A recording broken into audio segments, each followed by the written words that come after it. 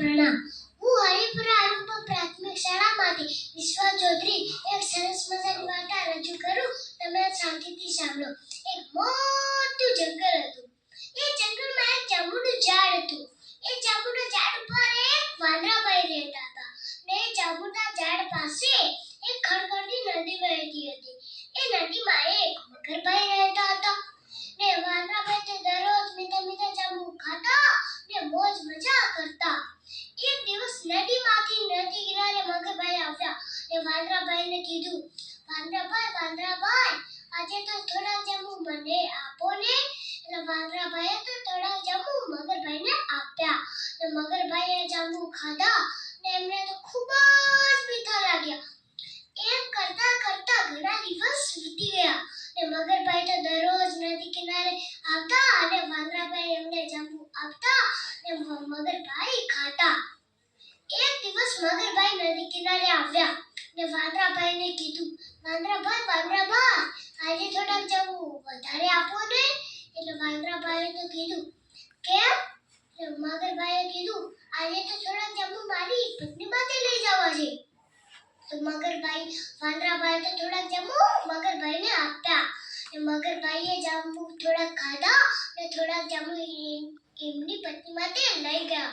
ને એની પત્નીએ ખાધા તેને તો ખૂબ જ મીઠા લાગ્યા ને એના મનમાં લાલચ જાગી ને વિચારવા લાગી કે હું તો આ જાંબુ આજે જ ખાઉં છું.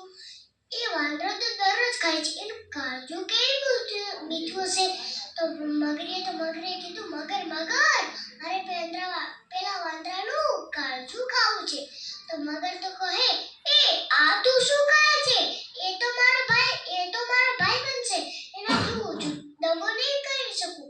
તો મગરી તો કહે, જો તું પેલા વાંદરાનું કાળજું નહીં ખવડાવે તો હું મરી જઈશ.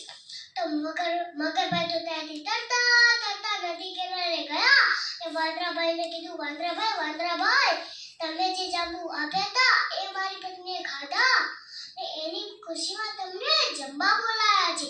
તો વાંદરાભાઈએ કીધું, પણ હું તો નદીમાં નહીં તરી શકું.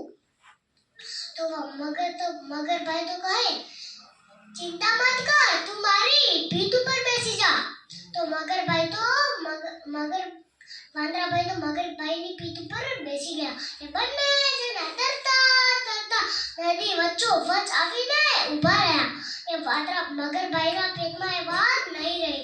એ મગરભાઈને તો વાંદરાભાઈને કહી દીધું, વાંદરાભાઈ મને માફ કરી દેજો, મારી પત્નીએ તમને જમવા નહીં પણ તારું કાળજું ખાવા બોલાયા છે.